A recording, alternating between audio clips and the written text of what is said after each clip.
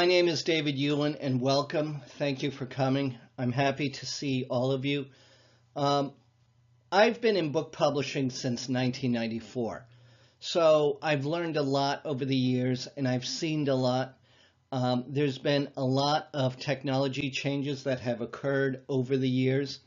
As I said, I started in 1994, but it was in 1998 when I founded the New England Publishers Association. And what was important about that year is I had a one-year tour of the 6 New England states that I was representing. And what I did was I talked about the state of publishing. I went to all of the Barnes and Nobles, all of the trade associations, and Borders when that was a common bookseller of the day. So I did a tour and I talked about it.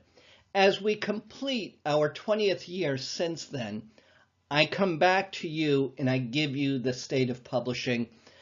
What is important is to understand what has happened in the past, because that becomes the foundation of what is in the future. So in my presentation today, what we're going to talk about is what I did, and then what happened, and what I expect the future to be. See, 20 years ago, when I gave the presentation for the state of publishing, I really didn't have a past to really work on. So my conversation with you today is much more powerful than it was in the past.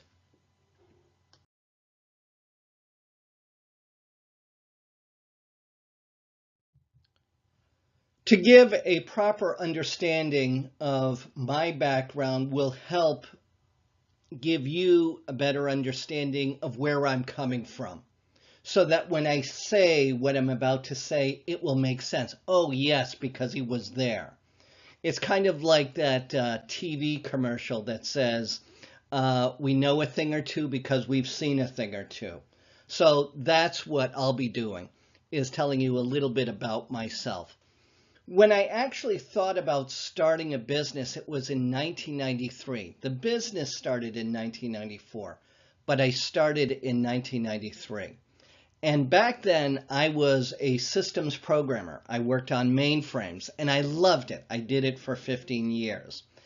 But I wanted to be a little bit more self-expressive. I wanted to work with the public. I wanted to use technology outside of the computer room I was working in. And so what I did was I thought about, well, what if I applied my skills to something like desktop publishing? And I was thinking about building a partnership with another person who had his own dump truck and knew how to run a business. He worked in data processing with me as well. Back then it was called data processing. Today it's information technology, and some other names. So we had a discussion about that. And maybe I would be the tech person who would do the desktop publishing. But then I started to think back in 1993, what if people started doing the work themselves as computers got easier to learn? Now think of the technology back in 1993. Amazon wasn't even around yet. And so I was really creative and innovative and had enough forethought to see that I would actually be competing against the personal computer. So what I decided to do was, instead of create a service, I would create a product. That's how the idea of book publishing came in. So it was in July, I believe it was July 24th, I think it was a Monday, I registered the business. It was Ewen Prime Company, still is. And I launched the book publishing company. The first book that we produced was called Diving into Music Without Actually Drowning.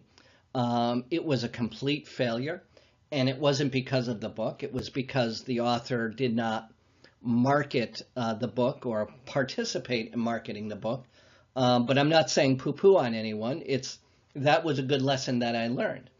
And then later on, we had an award-winning book by a 17-year-old author called, the author name is Leanne Vaughn, and the book was called The Dollhouse. I'll talk about that story a little bit later on. But after a while, as I started evolving, I said, let me rub some elbows with some of the experts. So I'm a project manager by trade. So what I do is I organize things, I pull people together, and I get things done. As a matter of fact, when I launched the book publishing business, I wasn't even a writer. I hired writers, editors, and illustrators, and we met at a coffee shop. That was the conference room. Well, it was in 1998, 4 years after the business, I launched the New England Publishers Association. That is when I really started to work with experts. Back then, I started a tour in all 6 New England states representing the New England Publishers Association. I also started a radio broadcast show on WRC and WGFP to interview authors. It was for an hour long every Thursday morning before going into ABC News. That got me some knowledge and experience on the marketing end of side as it pertains to media. I flew in experts to do full-day workshop seminars.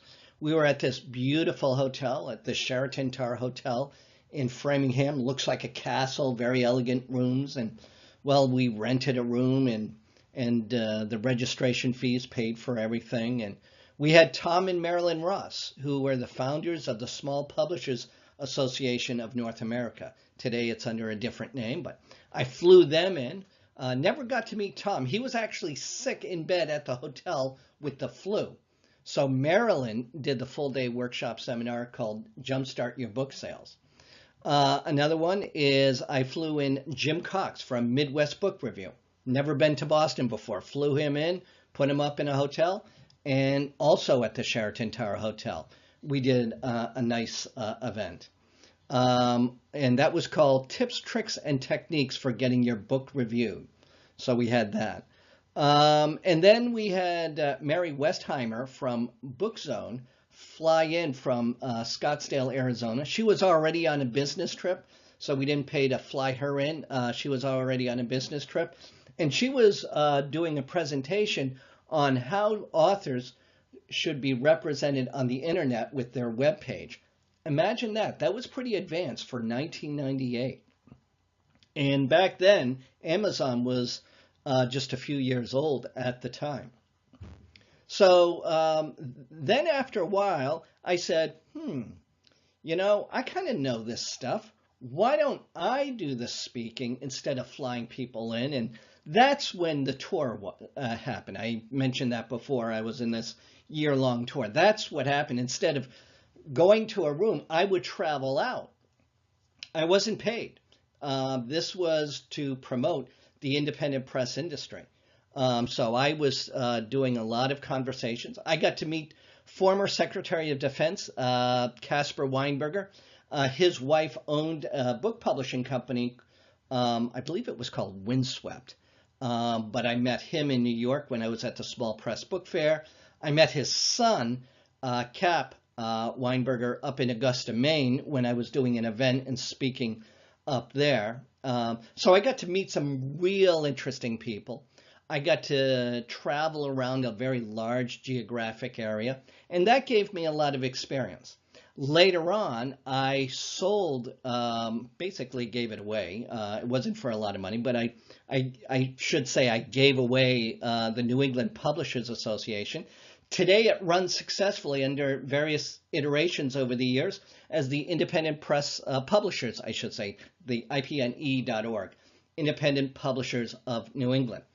And what I've done since then is, starting in 2004, about 10 years after starting the business, is I launched a sort of a teaching career, a professorship, if you will, as I was teaching at colleges and universities and other educational institutions. And I created a course called Publish Your Book Guaranteed. And some of the stories that I talk about in this presentation, I've also included in that as well.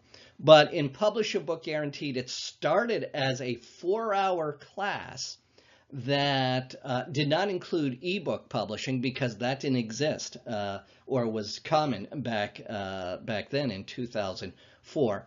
Well, what happened was that class plus 17 others for a total of 18 unrelated topics: broadcasting, television, becoming a talk show host, how to create a website, all 18 different topics, of which Publish a Book Guaranteed was the most popular, so I consider it the flagship course. That class that I started at Holyoke Community College in July of 2004 spawned into 18 different subjects at 52 different venues in the 7 states of New York and New England, and that ran for 11 years. We called that the Professor Lecture Series. So again, the Professor Lecture Series started with Publish a Book Guaranteed, and it went for 11 years, 18 topics in total in the 7 states of New York and New England. And what I did was I calculated an estimate of the number of miles that were specific to me just traveling to a location. And it was about the circumference of the Earth. So it was really fascinating that there was a lot of travel involved, a lot of time. Basically, my afternoon, evening days were like this. At 3 o'clock, I would leave my Western Massachusetts home, drive 2 hours or less out to a venue, arrive at 5 o'clock or so, set up the room, and then at 6 o'clock to 9 o'clock, I would conduct a 3-hour lecture. So the 3-hour lecture, it was what the class eventually turned into. And then I did a questions and answer, and then drove the 2 hours back home. That's what I did for about 11 years, in addition to other projects that I had been working on. So the industries that I've been involved with in all of that is more than just book publishing. Now, book publishing used to be just a pretty thing on the shelf. Then it became a technological thing when ebooks came about. Now, I used to be a systems programmer, so when ebooks came about, I started to say, well, look, now they're talking my language. Now, we'll talk later about audiobooks. Audiobooks became popular because of the mobile device. Before, audiobooks used to be on tapes, then it was on CDs, and you had to carry the player, you had to carry the medium, be it the tape or the CD. Now, everyone carries a cell phone, and you can go to iTunes or audiobooks.com or Audible or Amazon or Downpour or Hoopla or any of those sites, TuneIn app, all of them. And you can listen to an audiobook. The audiobook generation is just exploding nearly 20 years after I gave the presentation that talked about the state of publishing. But it's the mobile device industry and the tablet computer that has really changed publishing because of not only the ebook, but also the audiobook. So books are more than just a pretty thing on the shelf. It is now multimedia. And then there's also video books that I've explored. A lot of book publishers are now getting involved in film. So on their own, they are working on taking their book and bringing it over to the video realm so that they can get their book directly to video or a movie of some sort. So that's a little bit of the background of my career, and we'll talk more about some other things.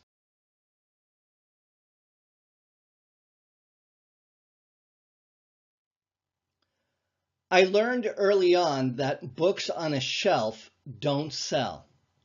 And the way I found out was with the very first book that we published.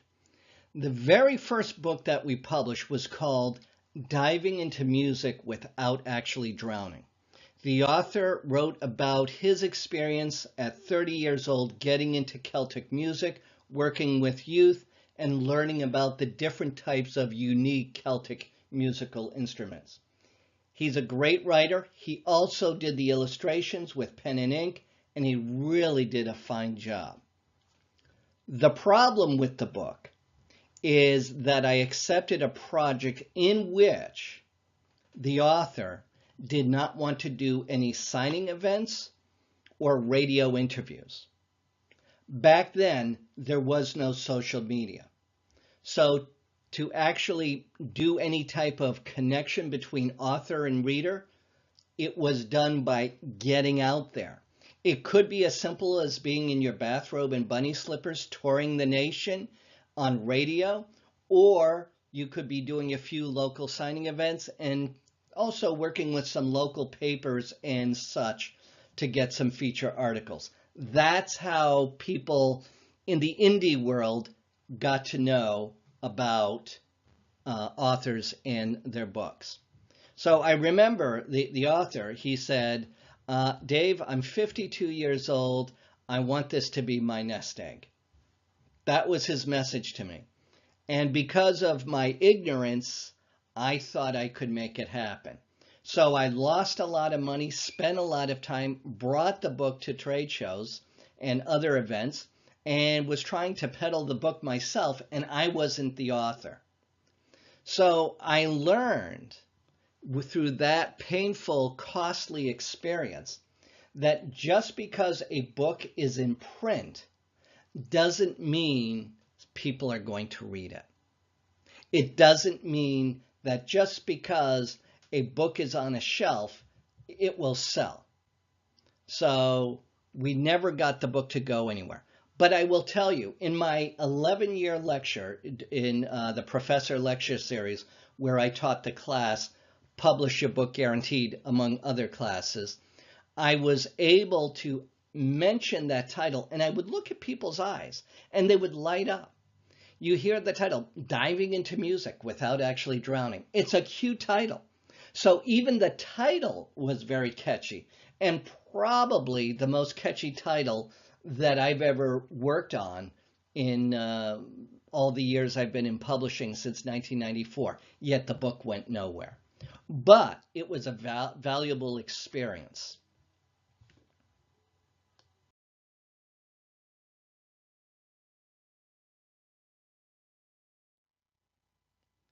I want to tell you about the swarm of manuscripts out there.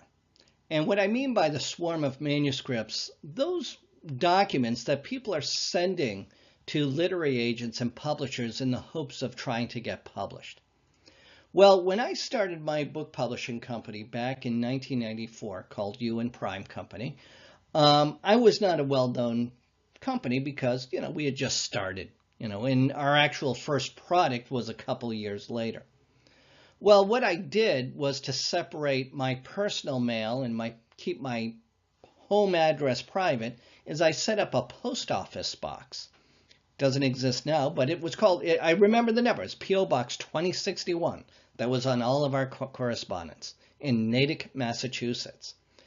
And every Saturday morning, I would go into the post office.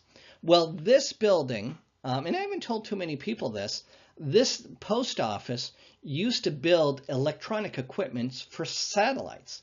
And the reason why I know that is this building was built by my father for his business years ago, when he built components for satellites going up into space. So I was very familiar with this building. Then he sold it, and a few iterations later, amazingly enough, my father's son would be going to that same building for the post office. And that's where I would be getting the mail. So that's a piece of history, little tidbit. But anyways, I would go into the post office every Saturday morning as the doors open. And as I'm walking down this long aisle, I see Manny, that's his name, the clerk there. And I'd be the only one there because I would be there when the place opened. And he would go behind the counter and bring not one, but 2 bundles of manuscripts. Well, what would happen is I would take the first bundle and throw it in the rubbish. And when it went in the rubbish, it went thump in the bucket. So I had to reach my arm in and grab the plastic out, and I got bubble gum on my hand. So I go to the other bundle of manuscripts, and I rub the bubble gum on it and then throw that out as well. What does that mean? Not only did I not read your manuscript, I probably rubbed bubble gum on it. But what did that teach me? I had a very important lesson by doing that. That's a true story. Two bundles of manuscripts getting thrown out every Saturday. And Manny would say, Dave, you need a bigger post office box. I said, Manny, I'm not asking for these manuscripts. I just use the post office box for billing. They send bills to me.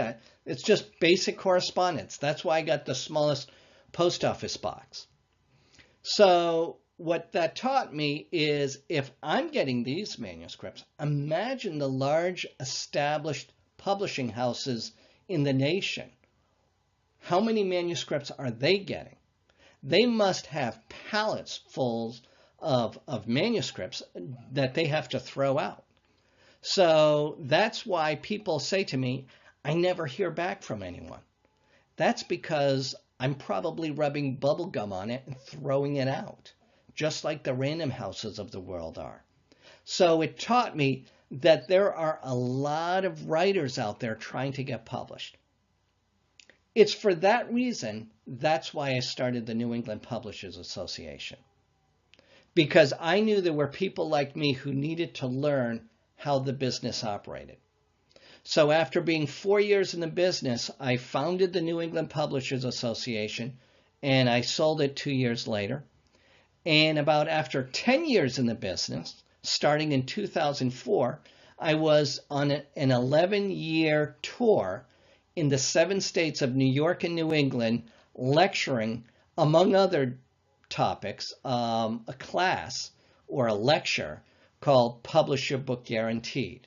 And I did that for 11 years at 52 venues in the 7 states of New York and New England, because I realized there's a lot of people trying to get published. So that's the state of publishing even today. There's still a lot of manuscripts being thrown out that are floating out there.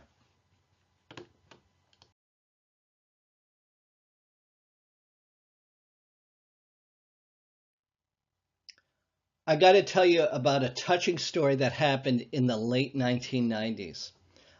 This was at a time when Ewen Prime Company, my publishing company, was doing okay, not great, not bad.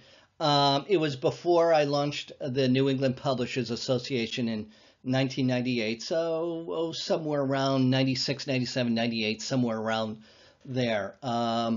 There was someone at my workplace in my data processing career, my information technology career as a systems programmer, who said, hey, my friend has a daughter, 17 years old, she wants to write. So I said, this would be cute, work with the youth, a high school kid, help her out.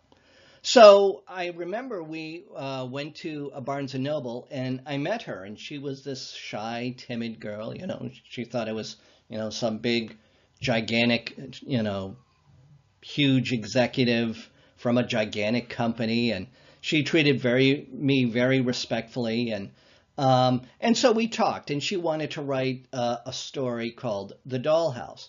Well, one of my colleagues in my professional data processing career was an illustrator. I brought her on board, and Leanne wrote a book called The Dollhouse, and it's a cute story about how two girls wake up and they look outside and they see this big gigantic dog outside the window. They go outside the house. The dog takes the nose, pushes the girls into a basket. And later we find out that the two girls were dolls. And it's a cute little story. And the dog is based on her real life dog, Muffy, at the time. And the cover of the book was the picture of her real dog, Muffy, and a dollhouse, big, huge, giant dollhouse that her father built her. A beautiful thing. So what we did was we were planning on marketing this book in a trade show event that I was creating. First of all, this trade show that I was trying to create, everything about the trade show that I was doing was wrong, and it was a complete failure. But at the time, I was trying to do this trade show event for authors and writers and publishers. And, I rented, it was at Lombardo's in Randolph in the Boston area, that I rented the whole function facility, and we were going to have, the whole, the tables and the booths and run everything like a trade show. And so what happened was, to make a long story short, I canceled it. And I remember calling the author saying that it wasn't in the cards. I had to cancel the event, so we won't be able to showcase your book. The very next day, one of my colleagues, who's a friend of the mother of the girl, told me that when she hung up the phone, she was on her bed crying. That totally broke my heart. So I said, I've already paid for the whole facility. Why don't I just do a signing event just for her? If 0 books sell, no problem. All the money's been spent. I've already paid for the place. So what I did was I sent out a press release to all of the local papers and the Boston Globe, and also the local paper. And what happened was she had this gigantic article on the day of the event that was on 2 sides of an entire sheet of a newspaper. And back then, newspapers were more pronounced than they are today. So newspapers were bigger. So to be in the newspaper to have an article was a big deal. But to actually have a full page, front and back, with the author's picture on both sides was amazing. We sold 197 books that day. And we didn't even advertise the event. And this was in the morning. So anyways, the city of Quincy, where the girl is from, Quincy, Massachusetts, awarded her an accommodation from the city of Quincy for publishing a book at a young age. She was on a local television or local cable access television program talking about it. Of course, she was in the newspaper. It was at that point that I really understood more about book publishing, and that's when the business started to take off. Had that experience not happened, the business would have just crashed and burned. So that was a huge experience. It was costly in the beginning, but in the end, it was great. Great memories about our award-winning book that started at such an early age for the publishing company.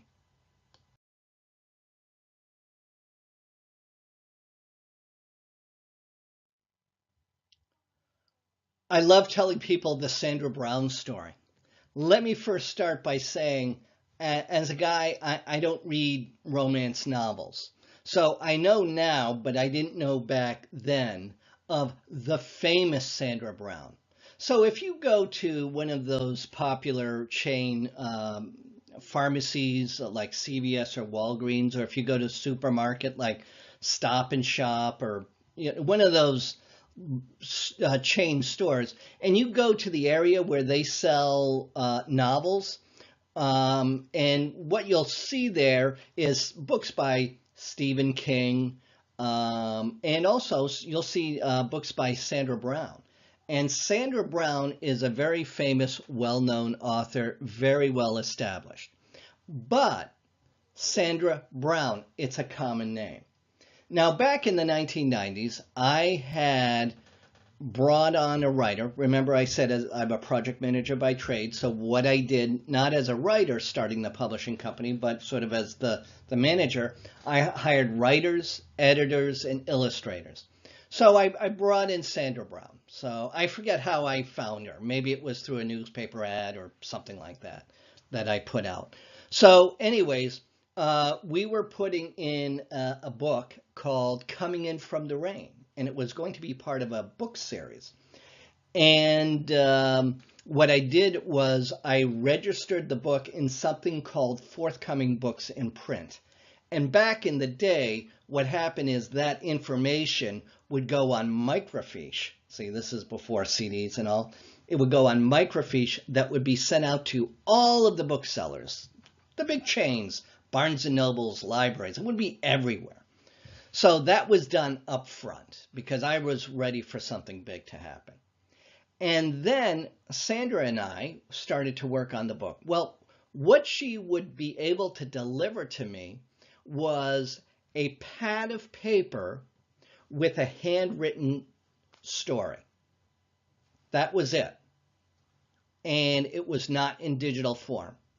So what I would have to do is I would have to edit it, transcribe it to digital so I could publish it, or pay someone else to do it. Either way, it would be a huge investment that at the time was not thought worth it. So we canceled the project. 6 months later, about 6 months after I forgot who Sandra Brown was, the one that I was working with, I started to get checks in the mail from Barnes & Noble.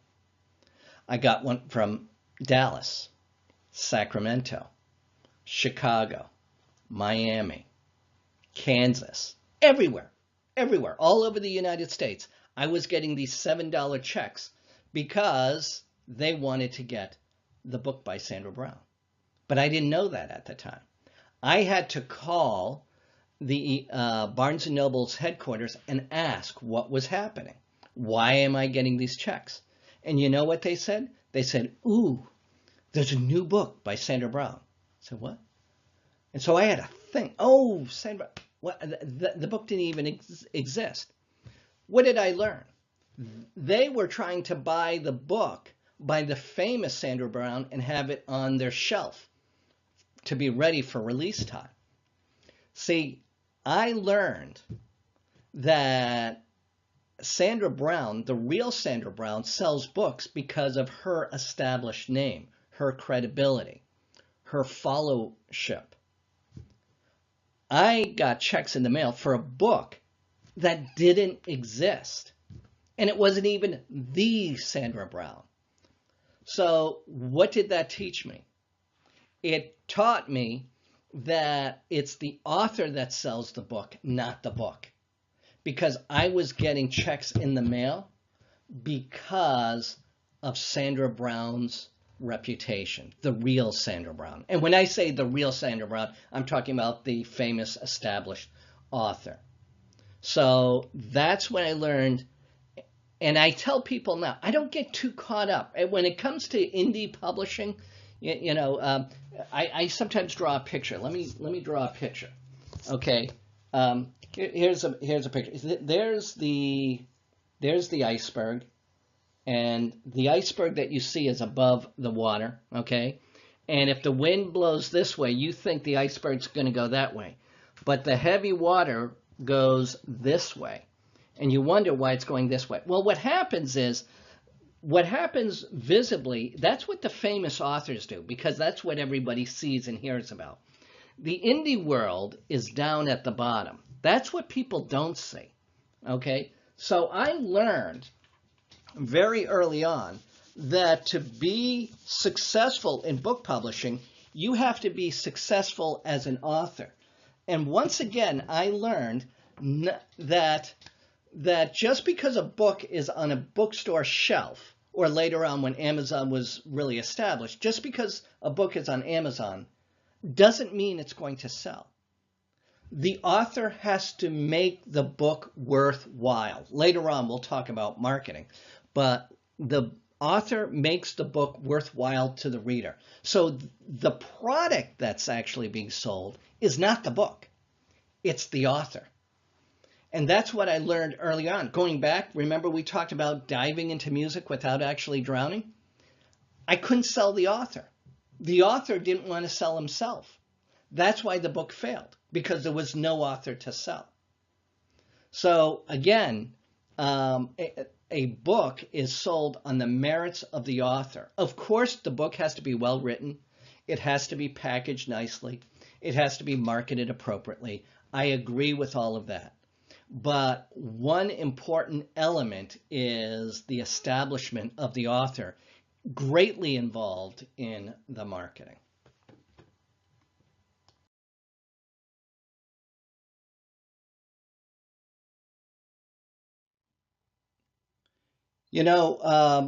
When we talk about book publishing, some people say to me, where can I find a literary agent? How do I go to a big book publisher? And then the conversation talks about independent press, talks about self-publishing, and so there's some different avenues. And many years ago, there were only the real big direction was to go to the big publisher, because the tools and resources and the outcomes and the results of self-publishing just wasn't respected, only because of the quality of product that was produced on a short-run print or on a smaller scale. That's different now. It's totally different now. But there's one example of an author that I really remember from my radio broadcasting days when I first started out in the late 1990s. And let me first tell you about the radio show. It was on 2 stations that was simulcasted. It was on WRC 1310 AM back when it was a talk show, WGFP 940 AM. And the show was every Thursday morning before going into ABC News. So I ran from about 9 to 10. So it was a pretty good time slot for local radio. And again, this is the late 1990s. So social media wasn't out there. So radio was more pronounced than it is today. Radio's still growing. So I'm not saying it's getting smaller, but for authors, without social media, radio was very important. Well, every week I would be talking to a new author, and I would realize that every author is different. And that's how I learned about the wonderful gift our society has with the authors that present their books. Well, by far, for this show called Author of the Week, that's what it was called, Author of the Week. It was on the ABC radio affiliates, WRC and WGFP. The author's name is M.J. Rose, and she was trying to get her book published by another publisher. It was called Lip Service, and I think she was also trying to do some other I don't remember the full details, but I remember by far she was the best guest I ever had. She really knew how to sell herself. She got it. She got the point that to make a book sell, she had to sell herself. She writes wonderfully, and she's very well established. Back then, she was really not as well as established as she is now. But anyways, we had this great show. I thanked her for being on the show, and that was the last time I talked to her until, almost 2 decades later. We tried to get her on another show, but there was a scheduling problem. So we never actually really spoke. We just emailed.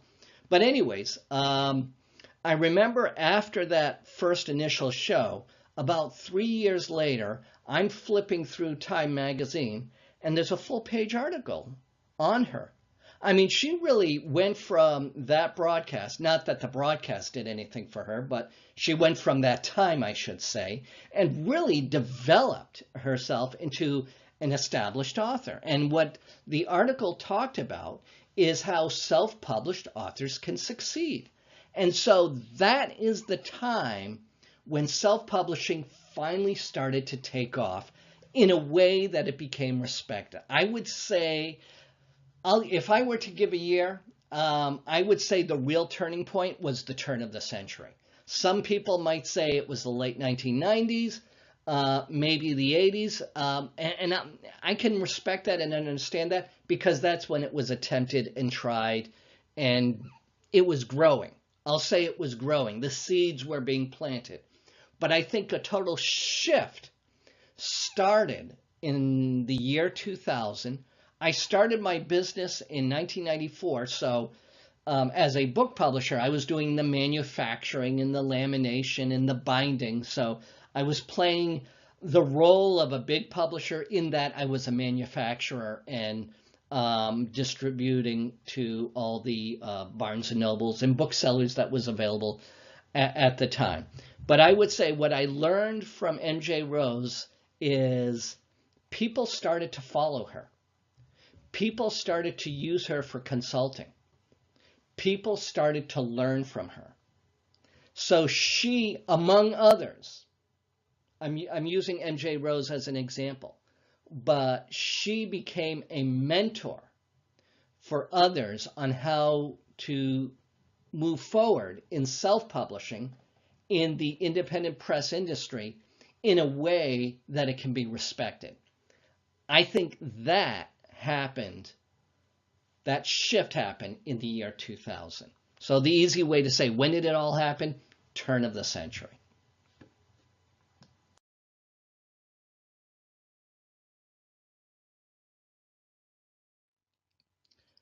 I want to talk to you a little bit about how buyers make decisions. The way they make decisions is not related to what's on the cover of the book or what's inside the book. Again, as I mentioned before, it's the author.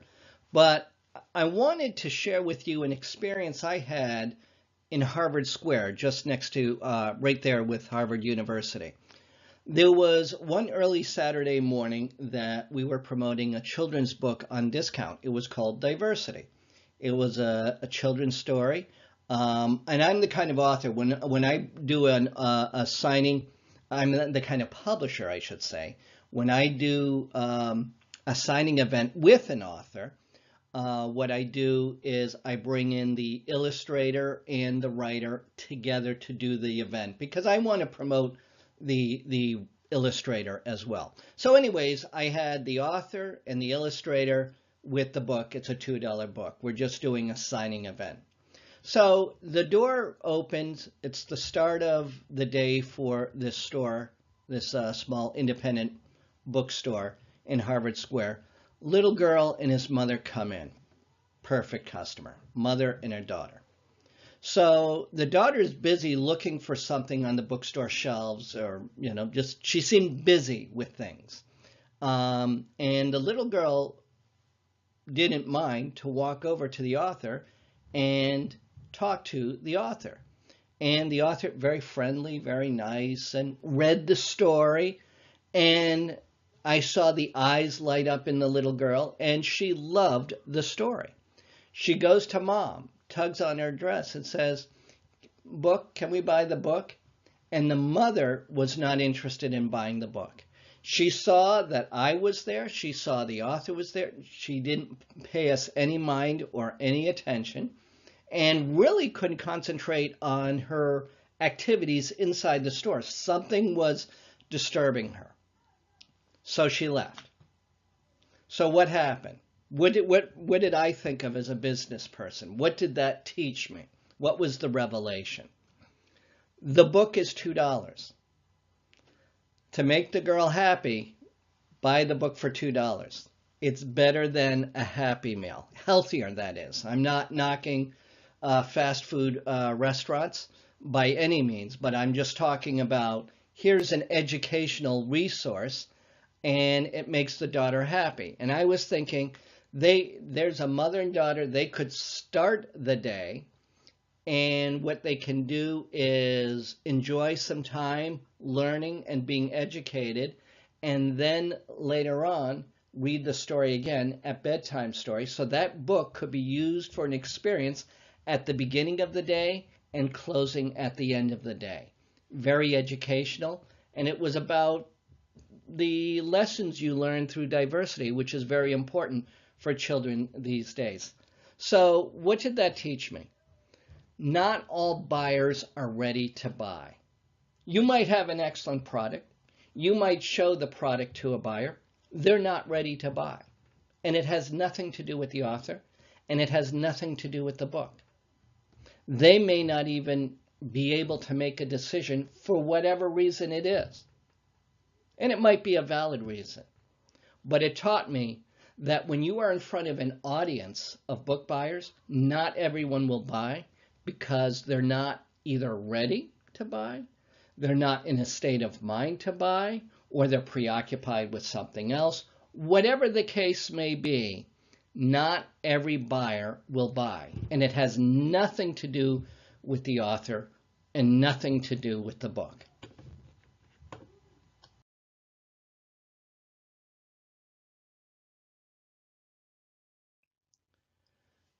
I get the question a lot. Is it better to self-publish or to seek a publisher?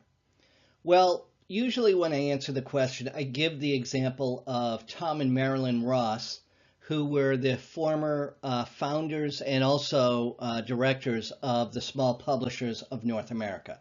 They had a foundation, a trade association in Colorado many years ago, and they've since retired. But as I mentioned before, I flew them in to the Boston area to do a full day workshop seminar called Jumpstart Your Book Sales. And I remember Tom was sick with the flu in the hotel room, and Marilyn Ross, she did the event herself. Well, during the lunch break, I had a chance to talk to her. And one of the things she told me was with the earlier book that they did called The Complete Guide to Self-Publishing, which is what I used as my Bible, if I can use that vernacular, to guide me through my early stages of publishing. I showed her that book, and I showed her all the coffee stains on it because I was using it so much. And she told me, and I think I also read as a level of confirmation, is they took that book and used it to help promote their business. Because when you read the book, they provide valuable information, and then they say, if you want to learn more, you can come contact us.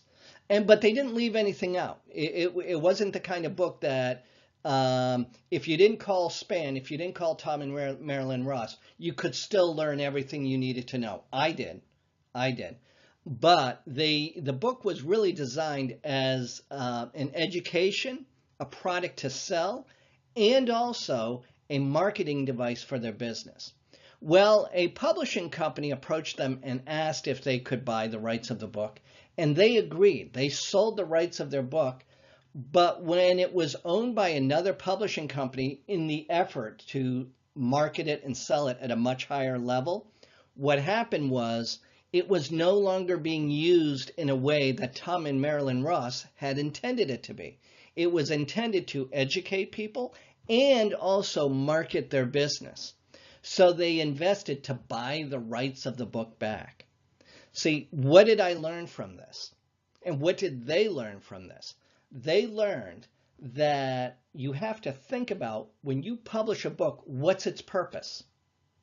Can another publishing company satisfy that purpose that you have designed?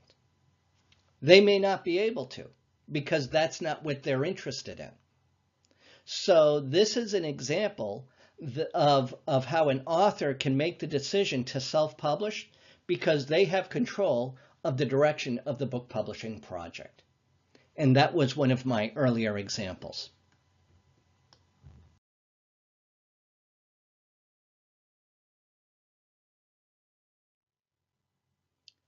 Let's talk a little bit about the power of media.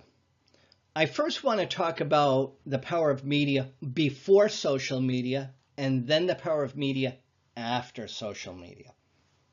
So let's first talk about how the New England Publishers Association got started. That was in 1998.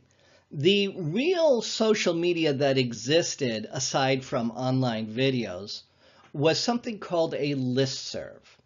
A listserv is there's an email address you send to an email to subscribe to so that when you are accepted, when you send an email to that listserv email address, that will then distribute it to all of the other subscribers. That's how I launched the New England Publishers Association. There was no Facebook, there was no Twitter, there was no social media, there was listserv. It wasn't even called social media at the time, but I would call it social media because it connected people. And there was a particular listserv that was associated with book publishers and independent publishers and writers and authors and the like. So what I did was I was using at the time the paid version of dial-up internet, America Online, and I had an America Online email address using dial-up telephone for connection.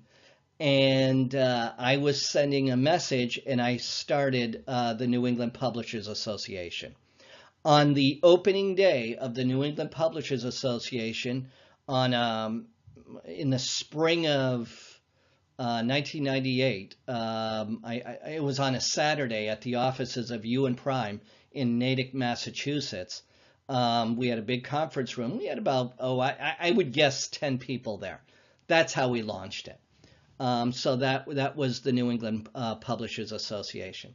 And also shortly after that time, what happened was I wanted to promote authors who were members of the New England Publishers Association. We had 300 members, and those 300 members, they were paying for services such as the workshop seminars. That was primarily what we did. It was an education vehicle because we were promoting the independent press industry. So what happened was I wanted to get the authors onto a radio show. So I wanted to create a business relationship with a radio station. So I remember calling, ringing, and calling on the phone to try to get a radio station interested in taking my author, I say my authors, the people that were part of the membership of the organization that I founded. What happened was there was this one program director who answered the phone. And when I told him what I was looking for, he said, well, why don't you interview them? And I said, okay. And I wasn't a public speaker back then. I really had no experience. But I had called so many radio stations. I said, what can I lose? If that was the first radio station I called, okay, I probably would have declined. But after so many calls, I said, I'll do it.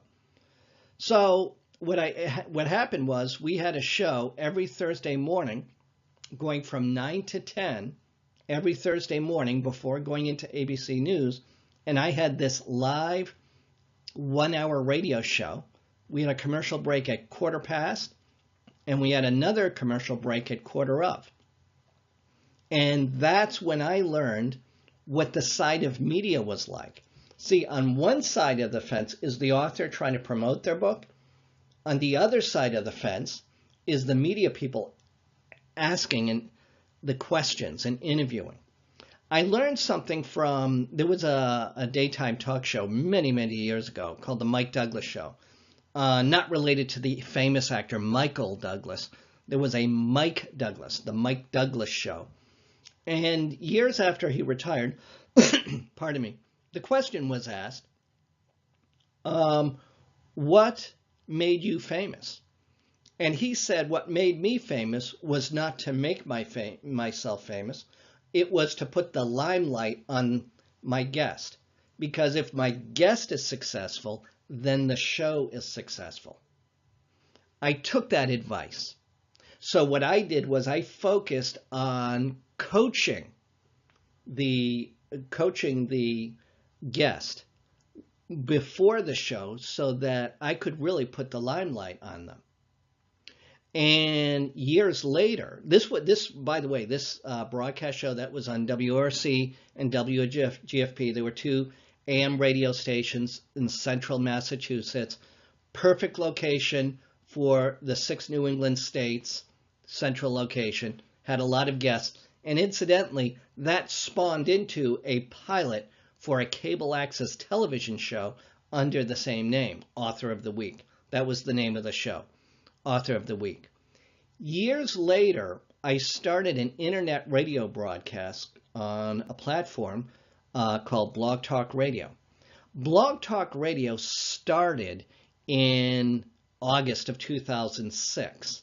It was April of 2007 that I got on board, and I didn't realize they were so new at the time. It was a very good platform, and I started interviewing authors online and had many internet radio shows. So I got to see what broadcast radio was and internet radio was like. And what I did was I took the audio, recorded audio the sound of the radio show and put it with pictures of the author and their books so I could make a video, and I put that on local cable access television.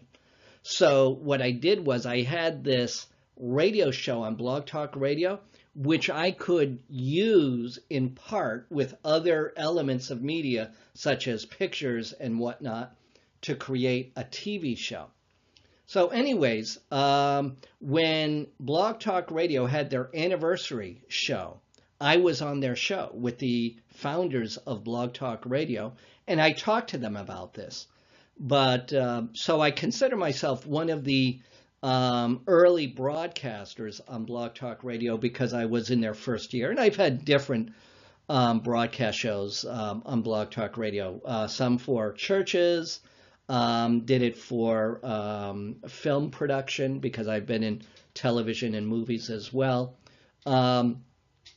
So that experience taught me the power of getting, because I saw the response. People would tell me, my guests would tell me, so, oh, wow, thank you for having me on your show. I got a great response. Then later, social media came about. First, there was MySpace. Everyone had a MySpace page. And then Facebook came about, and that took over MySpace by storm, and then that was followed by Twitter. And people ask me, what's the difference between Facebook and Twitter? Well, I look at what they were originally intended for, and that's the easiest way to describe Facebook and Twitter. Social media overall is always evolving, but when it was first created, Facebook was really intended to connect with people that you know.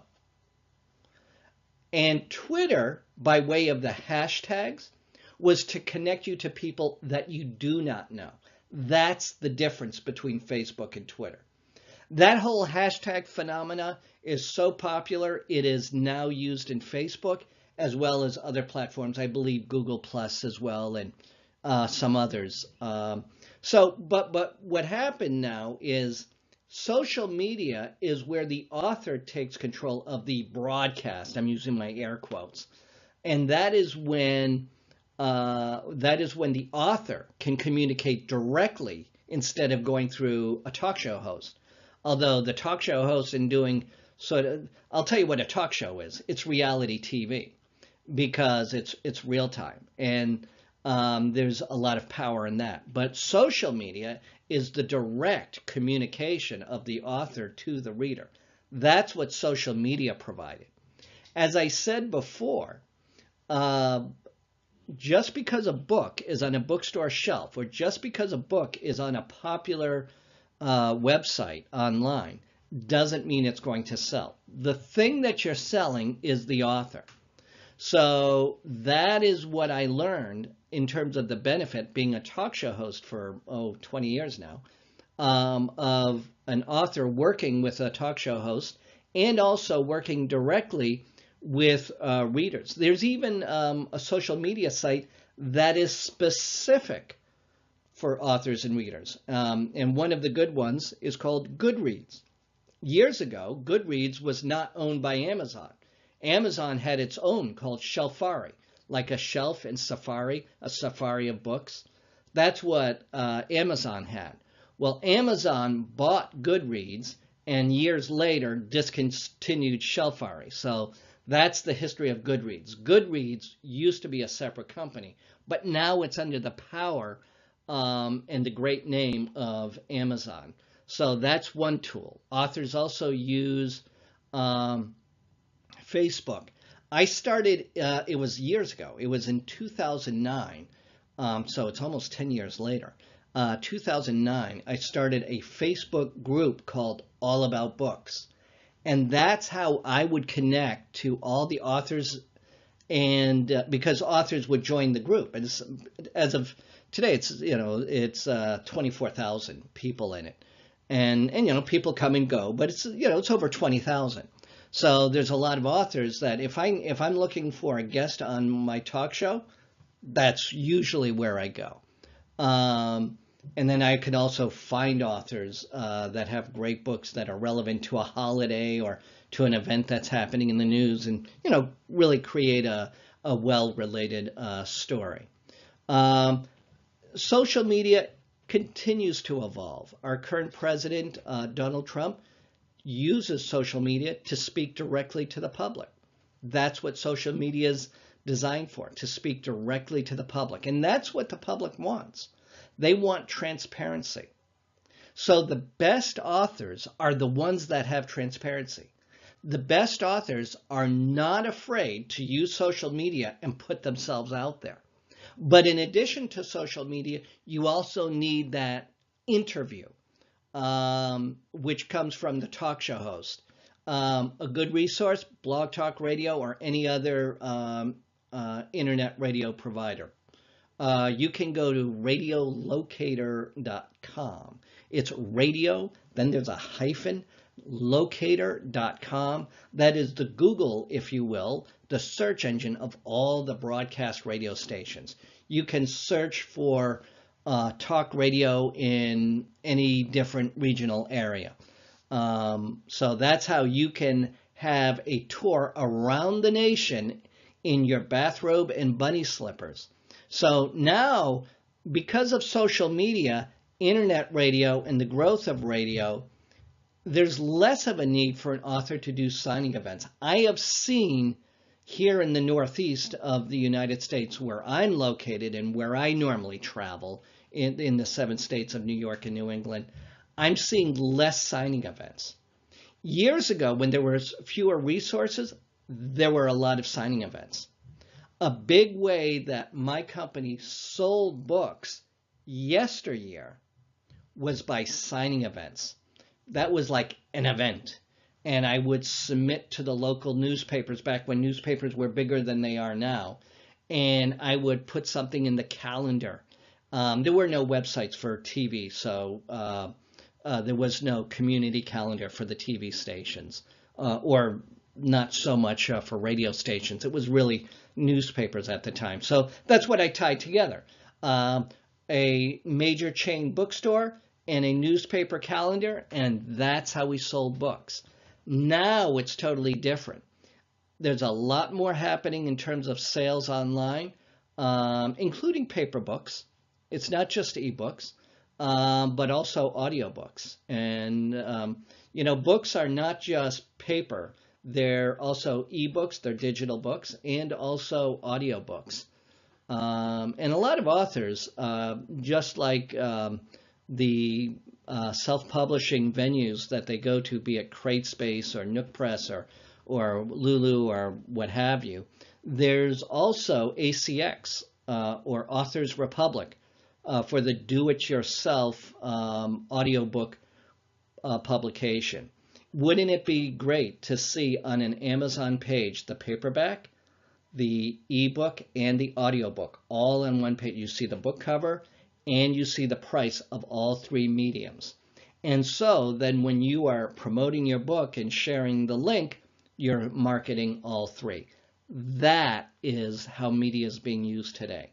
But it's not just social media. More needs to be done as well. Also, the feature articles in the local newspapers, which brings you a trophy, if you will, by the way of the article, to get you onto radio stations. That's what you need first, is the feature article. And when I say newspapers, I'm also talking about the online publications. For example, USA Today is both online and in print. There are some newspapers, if you will, or news publications that are just online, others that are print and online. So I would use them all to get some sort of a feature article, so you have that third-party report of you as an author and your book as a product. So there's a lot going on with media going right on now.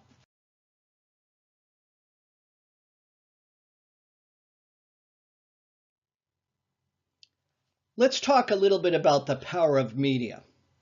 I first want to talk about the power of media before social media, and then the power of media after social media. So let's first talk about how the New England Publishers Association got started. That was in 1998. The real social media that existed, aside from online videos, was something called a listserv. A listserv is there's an email address you send to an email to subscribe to, so that when you are accepted, when you send an email to that listserv email address, that will then distribute it to all of the other subscribers. That's how I launched the New England Publishers Association. There was no Facebook, there was no Twitter, there was no social media, there was listserv. It wasn't even called social media at the time. But I would call it social media because it connected people. And there was a particular listserv that was associated with book publishers and independent publishers and writers and authors and the like. So what I did was I was using at the time the paid version of dial-up internet, America Online, and I had an America Online email address using dial-up telephone for connection. And I was sending a message, and I started the New England Publishers Association. On the opening day of the New England Publishers Association, in the spring of 1998, it was on a Saturday at the offices of Ewen in Natick, Massachusetts. We had a big conference room. We had about, I would guess 10 people there. That's how we launched it. So that was the New England Publishers Association. And also shortly after that time, what happened was I wanted to promote authors who were members of the New England Publishers Association. We had 300 members, and those 300 members, they were paying for services such as the workshop seminars. That was primarily what we did. It was an education vehicle because we were promoting the independent press industry.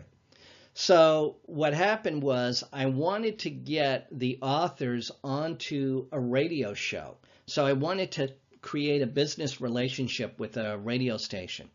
So I remember calling, ringing, and calling on the phone to try to get a radio station interested in taking my author, I say my authors, the people that were part of the membership of the organization that I founded. What happened was there was this one program director who answered the phone. And when I told him what I was looking for, he said, well, why don't you interview them? And I said, okay. And I wasn't a public speaker back then. I really had no experience. But I had called so many radio stations. I said, what can I lose? If that was the first radio station I called, okay, I probably would have declined. But after so many calls, I said, I'll do it. So what happened was we had a show every Thursday morning going from 9 to 10 every Thursday morning before going into ABC News. And I had this live 1-hour radio show. We had a commercial break at 1:15, and we had another commercial break at 1:15. And that's when I learned what the side of media was like. See, on one side of the fence is the author trying to promote their book. On the other side of the fence is the media people asking the questions and interviewing. I learned something from, there was a daytime talk show many, many years ago called The Mike Douglas Show. Not related to the famous actor Michael Douglas. There was a Mike Douglas, The Mike Douglas Show. And years after he retired, pardon me, the question was asked, what made you famous? And he said what made me famous was not to make myself famous. It was to put the limelight on my guest. Because if my guest is successful, then the show is successful. I took that advice. So what I did was I focused on coaching the guest before the show so that I could really put the limelight on them. And years later, by the way, this broadcast show that was on WRC and WGFP, there were two AM radio stations in central Massachusetts, perfect location for the 6 New England states, central location, had a lot of guests. And incidentally, that spawned into a pilot for a cable access television show under the same name, Author of the Week. That was the name of the show, Author of the Week. Years later, I started an internet radio broadcast on a platform called Blog Talk Radio. Blog Talk Radio started in August of 2006. It was April of 2007 that I got on board, and I didn't realize they were so new at the time. It was a very good platform, and I started interviewing authors online and had many internet radio shows. So I got to see what broadcast radio was and internet radio was like. And what I did was I took the audio, recorded audio, the sound of the radio show, and put it with pictures of the author and their books so I could make a video, and I put that on local cable access television. So what I did was I had this radio show on Blog Talk Radio, which I could use in part with other elements of media, such as pictures and whatnot, to create a TV show. So anyways, when Blog Talk Radio had their anniversary show, I was on their show with the founders of Blog Talk Radio, and I talked to them about this. But so I consider myself one of the early broadcasters on Blog Talk Radio because I was in their first year. And I've had different broadcast shows on Blog Talk Radio, some for churches, did it for film production because I've been in television and movies as well. So that experience taught me the power of getting, because I saw the response. People would tell me, my guests would tell me, so, oh, wow, thank you for having me on your show. I got a great response. Then later, social media came about. First, there was MySpace. Everyone had a MySpace page. And then Facebook came about, and that took over MySpace by storm, and then that was followed by Twitter. And people ask me, what's the difference between Facebook and Twitter? Well, I look at what they were originally intended for, and that's the easiest way to describe Facebook and Twitter. Social media overall is always evolving, but when it was first created, Facebook was really intended to connect with people that you know. And Twitter, by way of the hashtags, was to connect you to people that you do not know. That's the difference between Facebook and Twitter. That whole hashtag phenomena is so popular, it is now used in Facebook as well as other platforms. I believe Google Plus as well, and some others. But what happened now is social media is where the author takes control of the broadcast. I'm using my air quotes. And that is when the author can communicate directly instead of going through a talk show host. Although the talk show host in doing I'll tell you what a talk show is. It's reality TV because it's real time, and there's a lot of power in that. But social media is the direct communication of the author to the reader. That's what social media provided. As I said before, just because a book is on a bookstore shelf, or just because a book is on a popular website online, doesn't mean it's going to sell. The thing that you're selling is the author. So that is what I learned in terms of the benefit, being a talk show host for 20 years now, of an author working with a talk show host and also working directly with readers. There's even a social media site that is specific for authors and readers. And one of the good ones is called Goodreads. Years ago, Goodreads was not owned by Amazon. Amazon had its own called Shelfari, like a shelf in Safari, a safari of books. That's what Amazon had. Well, Amazon bought Goodreads and years later discontinued Shelfari. So that's the history of Goodreads. Goodreads used to be a separate company, but now it's under the power and the great name of Amazon. So that's one tool. Authors also use Facebook. I started, it was years ago. It was in 2009. So it's almost 10 years later. 2009, I started a Facebook group called All About Books. And that's how I would connect to all the authors, and because authors would join the group. And as of today, it's 24,000 people in it. And people come and go, but it's over 20,000. So there's a lot of authors that if I'm looking for a guest on my talk show, that's usually where I go. And then I can also find authors that have great books that are relevant to a holiday or to an event that's happening in the news, and really create a well-related story. Social media continues to evolve. Our current president, Donald Trump, uses social media to speak directly to the public. That's what social media is designed for, to speak directly to the public. And that's what the public wants. They want transparency. So the best authors are the ones that have transparency. The best authors are not afraid to use social media and put themselves out there.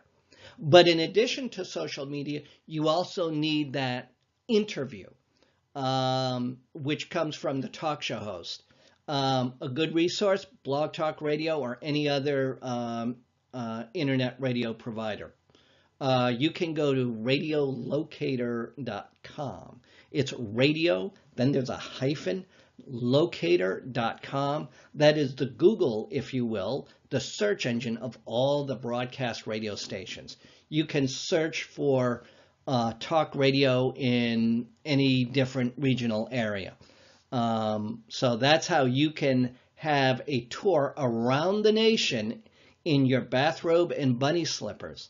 So now, because of social media, internet radio, and the growth of radio, there's less of a need for an author to do signing events. I have seen here in the Northeast of the United States, where I'm located and where I normally travel, in the 7 states of New York and New England, I'm seeing less signing events.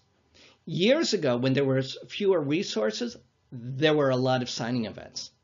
A big way that my company sold books yesteryear was by signing events. That was like an event. And I would submit to the local newspapers back when newspapers were bigger than they are now. And I would put something in the calendar. There were no websites for TV, so there was no community calendar for the TV stations, or not so much for radio stations. It was really newspapers at the time. So that's what I tied together. A major chain bookstore and a newspaper calendar, and that's how we sold books. Now it's totally different. There's a lot more happening in terms of sales online, including paper books. It's not just ebooks, but also audiobooks. And, books are not just paper. They're also ebooks, they're digital books, and also audiobooks. And a lot of authors, just like the self-publishing venues that they go to, be it CrateSpace or Nook Press or Lulu or what have you, there's also ACX, or Authors Republic, for the do-it-yourself audiobook publication. Wouldn't it be great to see on an Amazon page the paperback, the ebook, and the audiobook all on one page? You see the book cover and you see the price of all 3 mediums. And so then when you are promoting your book and sharing the link, you're marketing all 3. That is how media is being used today. But it's not just social media. More needs to be done as well. Also, the feature articles in the local newspapers, which brings you a trophy, if you will, by the way of the article, to get you onto radio stations. That's what you need first, is the feature article. And when I say newspapers, I'm also talking about the online publications. For example, USA Today is both online and in print. There are some newspapers, if you will, or news publications that are just online, others that are print and online. So I would use them all to get some sort of a feature article, so you have that third-party report of you as an author and your book as a product. So there's a lot going on with media going right on now.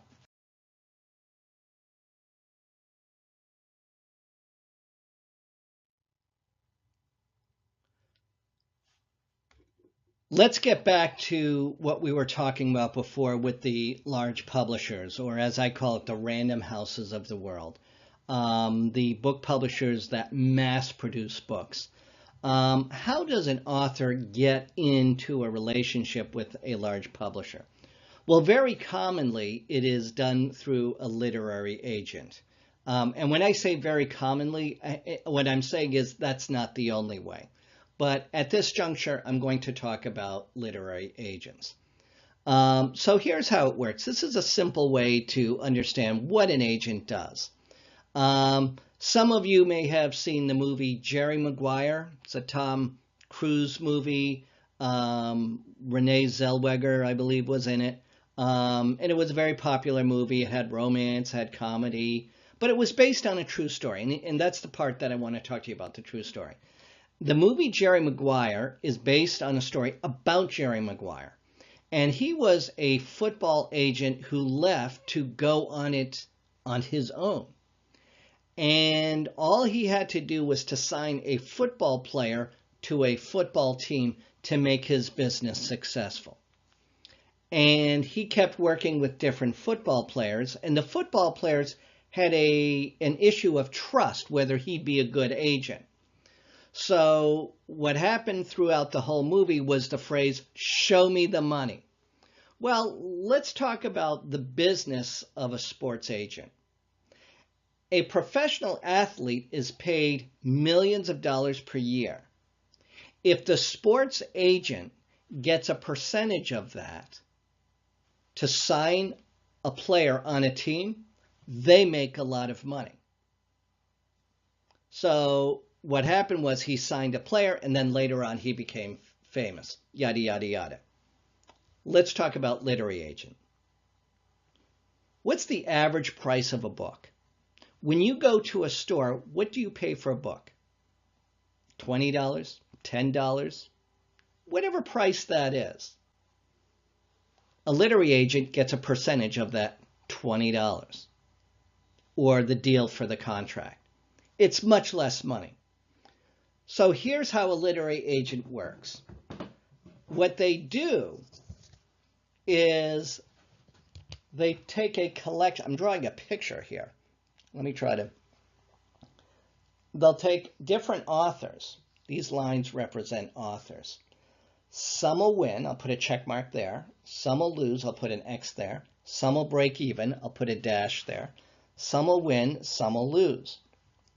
But at the end of the day, the equation, if you will, of all the authors will create money. So what it is, it's the average profitability, be it success or failure, that results in a net revenue. So you'll notice that literary agents specify their expertise in a genre. And they might specialize in romance, another in westerns, another in sci-fi, another in fantasy. Because they know by a roll of the dice, a book can win, lose, or break even. Now, the failure of a book could be not related to the author at all. It could be the logistics and the mechanics of getting the book into print. And the process was more expensive than initially anticipated. That could be one example where the cost of running the book was much higher than expected, so it reduced its profitability or put it into the negative. It could be the timing of when the book was released.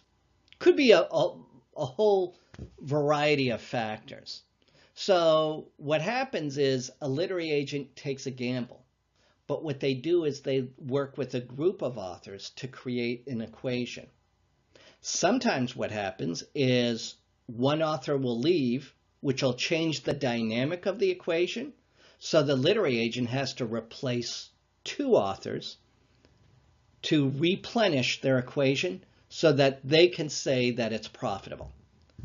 The large publishers, the random houses of the world, as I call it, they look at literary agents that bring the profitable equation. So that's how literary agents get authors to publishers. The writer is packaged together with other writers. It's not your work or you as the author that's being brought up to the publisher. It is you with a mix of other authors and books that are being brought to the publisher. And the publisher's goal is to have that collection of books be profitable. Yours might lose money.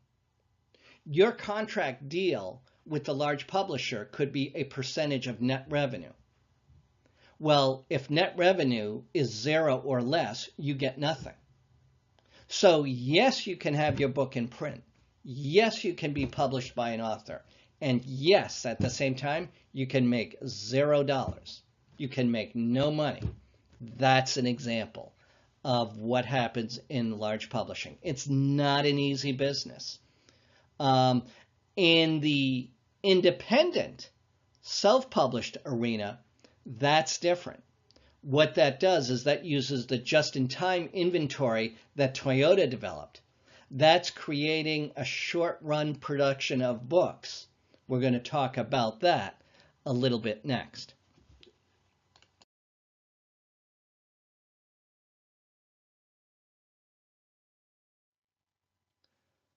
So we talked about mass production of books. We talked about how the books are produced like this. We talked about the random houses of the world. We've talked about literary agents, how that works. Now we're going to turn our attention to self-publishing and how that works and how the business models work. That is called print on demand. And print on demand means the book is printed on demand. That means when someone buys it. And that's similar to what Toyota created called just-in-time inventory. They would produce cars based on need. That's a little bit different than what Henry Ford did with mass production and the assembly line. Henry Ford, for mass production, had to worry about two things. The first one was how to make cars fast. The second one was how to make cars faster. So he had a market. He had no ceiling. Toyota was a little bit different. They came out a little bit later. So what they did was they were able to make fewer cars, focus on quality. The initial rollout of Toyota involved quality products. That's what they were known for. They were at a lower cost. They were smaller, so they used less resources. Therefore, it was a lower cost product. There were many good things, and that's why Toyota is very popular today, among other reasons. But I use the automobile industry to show the difference between mass production and print on demand. Now, some people know that there's print on demand, but they don't know that they know what print on demand is, but they don't know there are two business models. One of the business models is you pay up front and you hope the sale of the books will cover the cost plus profit. Okay. The average cost, if you go to one of these self-publishing houses or these print-on-demand houses, they'll initially say, well, maybe it's about $750, $950. But when it's all said and done and you get everything done that really needs to be done for the book to be successfully published and marketed, It's about $2,000 to $3,000, more closer to the $3,000 range. My definition of publishing means getting it in print and market it. Other organizations will get the book into print and call it publishing, but it's not marketed. You might get it in print, get a pallet of books in your garage with mice running around it, and during the holiday season, you're giving the book away free for gifts. Okay, that's not publishing in my vernacular.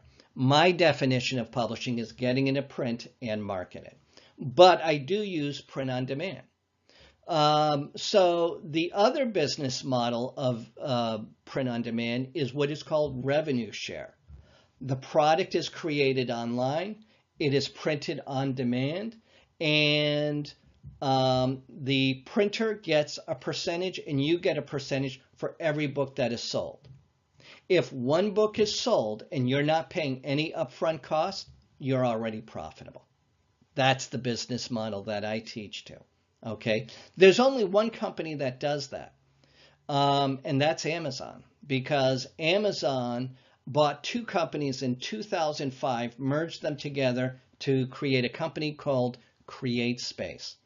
Okay, in this lecture, we won't go into the details of how CreateSpace works. That's in my lectures as I travel, but I will say this.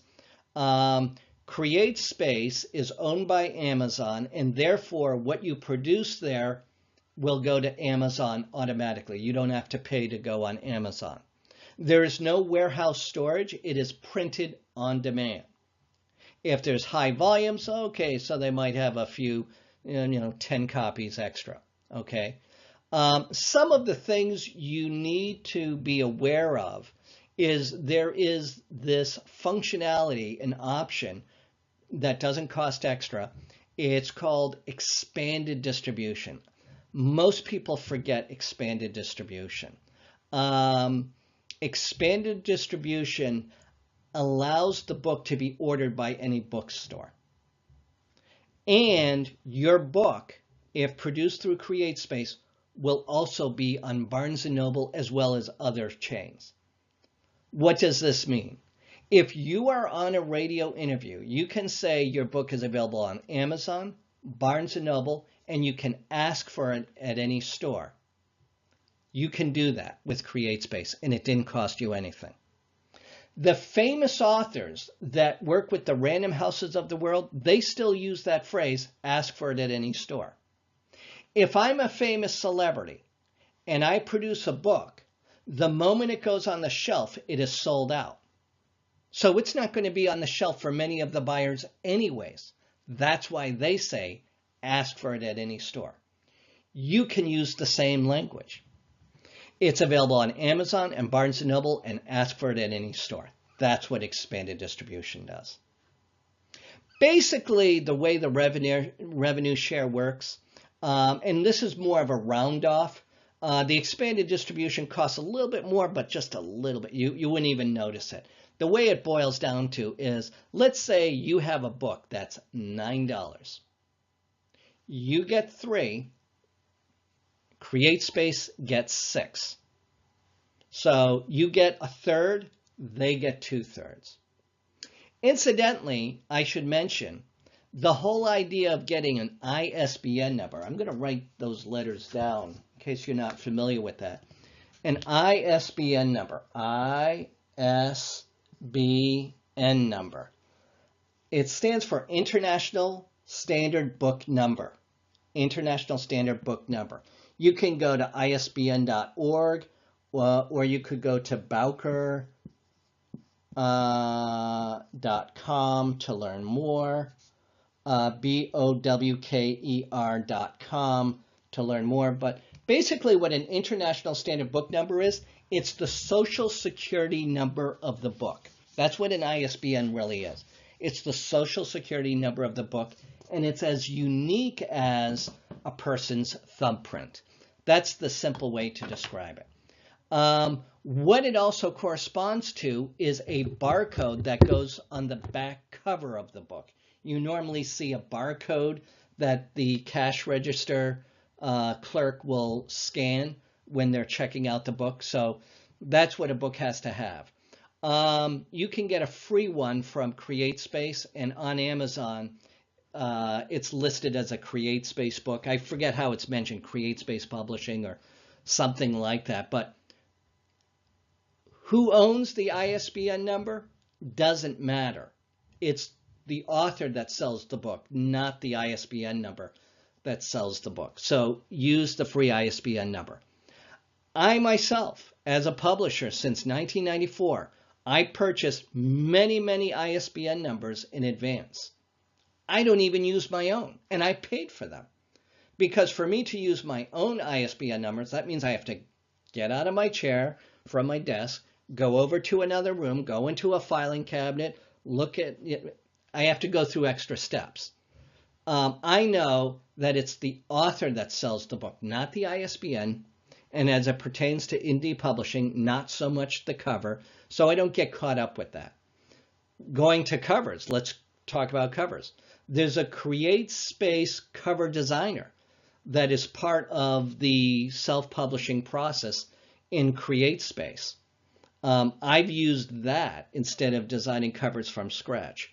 After years being the photographer and the cover designer, the novelty has worn off, and the basic templates they have are sufficient. They're wonderful. They're great. They even have stock photos. I've used their stock photos. I've used my own photos for the cover. That's part of the template. It's real simple to use. It's very, very intuitive. So those are a couple of things. I'm going to also give you a trick on using it. This is just a quick trick. I normally do this in my lectures, but I'm just going to share it here. Let's say you do a trim size of 6x9. If you use a trim size of 6x9, use the template, the actual manuscript, to be 5.5 by 8.5. And the way you do that is the top margin is 0.5, the left is 0.5, the right is 3.5, and the footer is 3.0. That will fit nicely in a 6x9. Let me give that to you again. It's a 6x9 trim size. You're going to use a 5.5 by 8.5 template. The way you do that in Microsoft Word, or you could use Pages or Google Docs and save it as a Word file. Top margin, 0.5. Left margin, 0.5. 3.5 for the right margin. 3.0 for the bottom margin. And what I've done for page numbers is, just to make it simple, is I inserted the page number. If this is the page, I put the page number on both sides at the top, so that way I don't have to worry about which side it is on the top. More detail on that is in my lectures, which you could see in Udemy Online and other locations where I travel. But I just wanted to give you that. Those are the little small hurdles to get through the use of CreateSpace. So as a quick reminder, as you're writing notes, the margins, the default setting is 6x9 for a trim size. That works for most of the people most of the time. So I'll just talk about 6x9. You'll create the margin setup for 5.5 by 8.5. And the way you do that is the top margin is 0.5. The left margin is 0.5. The right margin is 3.5. The bottom margin is 3.0.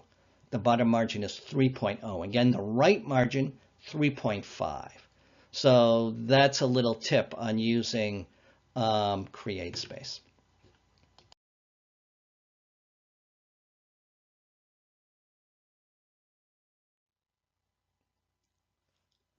So the book publishing today is not just paper. I just finished talking about how to create a paperback book sold on Amazon using CreateSpace. There are other tools. but the revenue share program without any money invested up front works well with CreateSpace. Get your book on Amazon. In addition to that, using the option selected expanded distribution, it's available on Barnes & Noble, and you can ask for it at any store. That's great. The last step in CreateSpace is the question. The question is asked, do you want this as an ebook? What will you say? The answer is yes. You're going to have it as an ebook. Now, some people say, well, what if I just want an ebook? You want to have the reader make the choice. I will tell you this. I've been a field ambassador in China, Vietnam, Japan, Saudi Arabia, and Russia. And I've talked to people around the world, and they all, I shouldn't say all, a large number of them, sure, they'll read ebooks, but they still like the paperback books, okay? Paperback books are not going away. And here's why. If you take a look at newspapers decades ago, people thought that when radio came, it was more instantaneous, newspapers would go away. Well, guess what? Newspapers didn't go away. And then in 1948, when Milton Berle had his famous TV show for 4 years, and they called him Mr. Television, everyone thought radio would go away because now there's picture. Well, guess what? Radio's still around, and it's even bigger than it was before. Granted, television is bigger than radio, but look at radio with broadcast channels that are available now. Internet radio, Pandora, satellite radio, Sirius XM, all of that's available, okay? And on top of all of that, newspapers haven't gone away. Guess what? Paperback books are not going away, okay? Ebooks certainly has a place because of that instant satisfaction and that lower price. Yes, definitely. But the nice thing is by using CreateSpace, it'll automatically put you to the digital book platform so that at the end of production on the Amazon page, you will see the paperback book and the ebook together on the same Amazon page. Let the consumer decide. Now, think of this. What about audiobooks? What about a zero cost upfront revenue share program to create audiobooks? What if I wanted to do it myself? Well, you could get Creative Commons license, royalty-free music from Free Music Archive as one location, if you wanted to. Let's first talk about what audiobooks were and what they are now. Audiobooks used to be the books you listened to. First it was on cassette tapes, then it was on CDs. Now with the evolution of mobile devices and certainly the cell phone, audiobooks have exploded in popularity because of the availability of audiobooks on cell phones. Okay, audiobooks are now being purchased more now than ever before. These are great performances. What is an audiobook? Well, the top ones have professional voice actors. There's the music like you hear in a movie, and there's also the sound effects like a door opening and closing, a car starting, a helicopter flying overhead, or the wind whistling through trees, that kind of thing. That's what an audiobook is. But even for nonfiction, people can create audiobooks of their own. And I've done audiobooks. There are two good platforms to use that have this zero cost upfront revenue share model. The more popular one is called ACX, Audio Creation Exchange. It's a company owned by Amazon. And that product, that audiobook will go to Audible, where audiobook lovers know about Audible, Amazon, and also iTunes. Those three are the top audiobook markets currently available. That's it. That's, if I could use the vernacular or the expression, um, the distribution of ACX of audiobooks to iTunes, Audible, and Amazon, that's the Netflix of audiobooks. Okay. Now there's another product that has the same business model. And you can look at the details of the revenue share models online. It's called Authors Republic. And Authors Republic will do the same distribution as Amazon. They have to go through Amazon.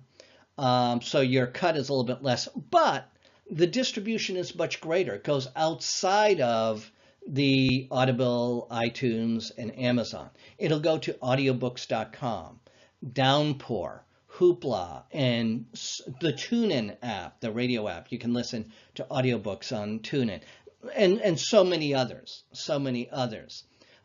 So those are the platforms. Why am I telling you this?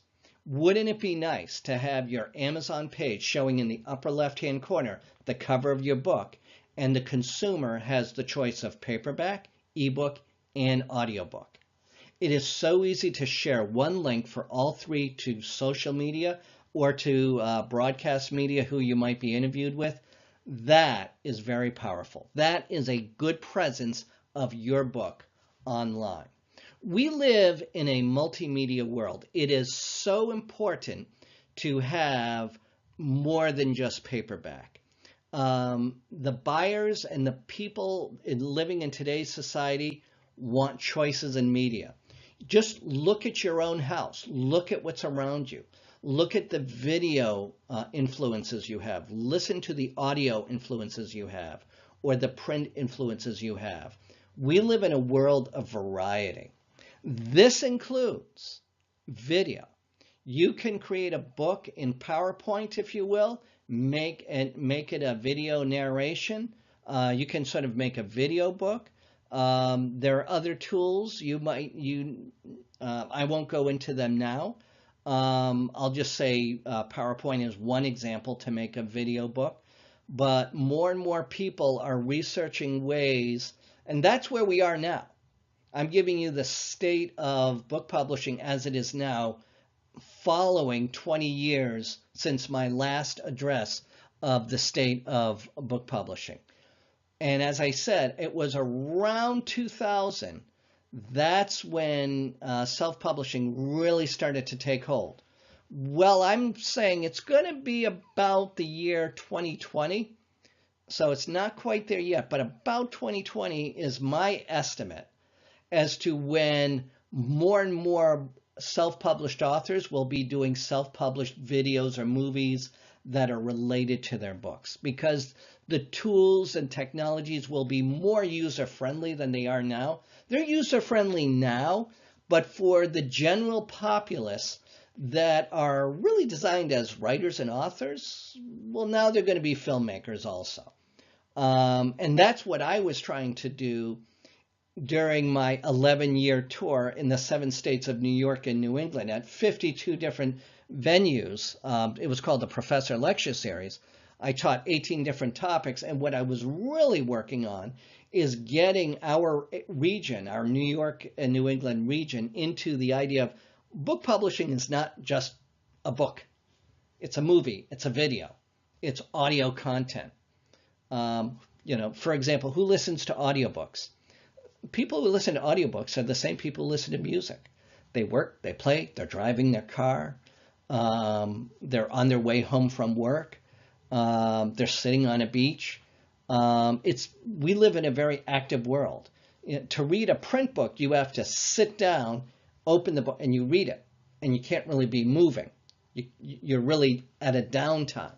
Well, we're living in a very busy society, so your book may not be sold to a person who's interested in it because they don't have time to read it, but they can multitask and listen to it.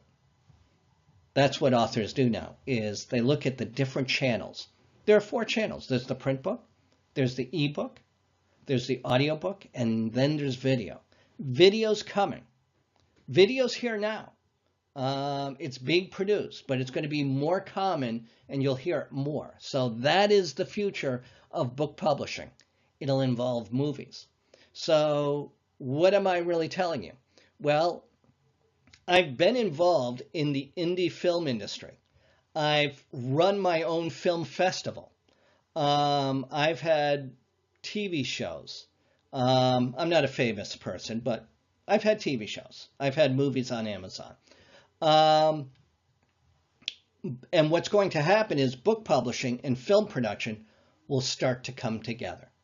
That's what I think you'll see in the year 2020, because the technology of video will become more and more important as to how authors convey their information, be it a story or nonfiction or fiction, whatever it may be, how they convey that information to their audience.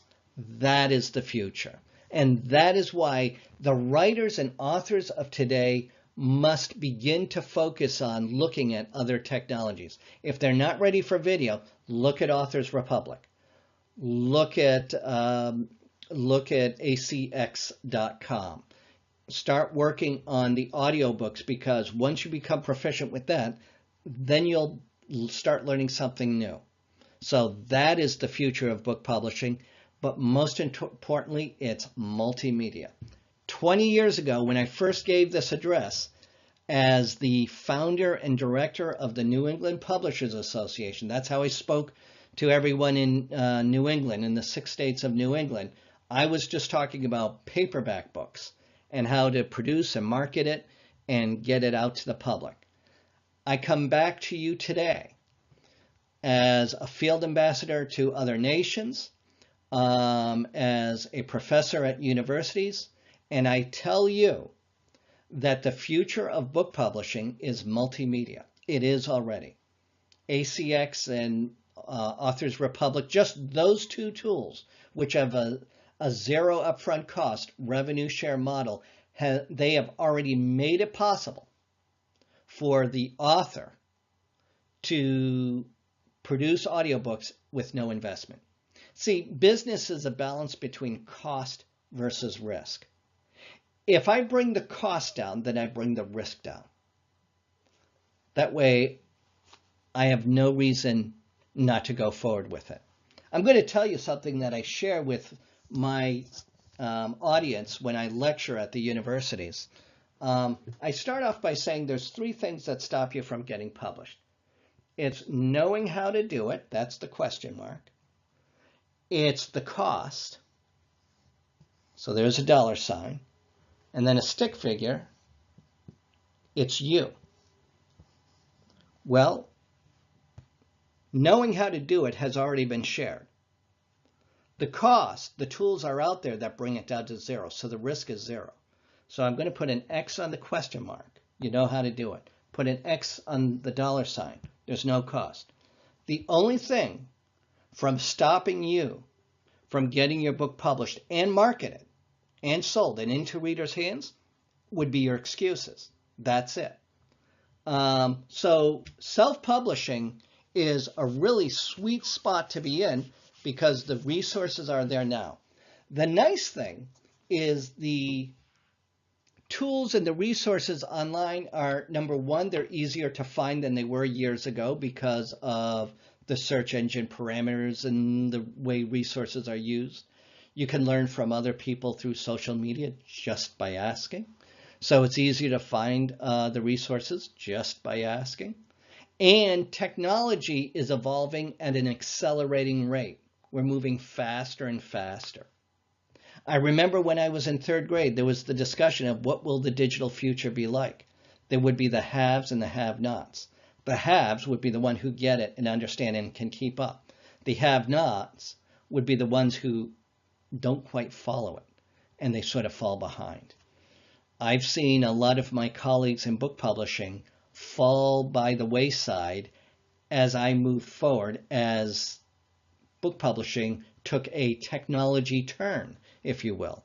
Instead of the art of a paper product on a shelf, it became a thing of technology with ebooks and the sound recording and using all of the tools, the online tools to create audiobooks, and now even movies and videos that are available now, but will be more user-friendly and designed and tailored for the author.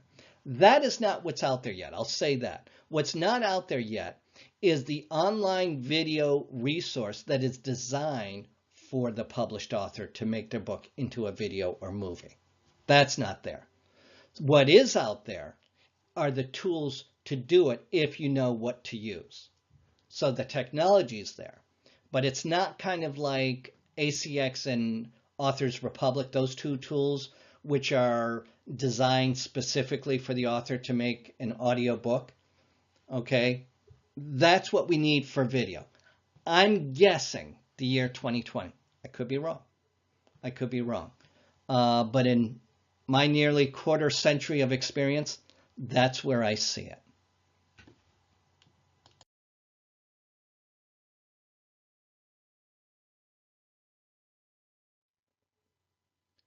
So what have we talked about in my presentation today? A lot of what I talked about is history, because history creates the foundation of our future, and that is important.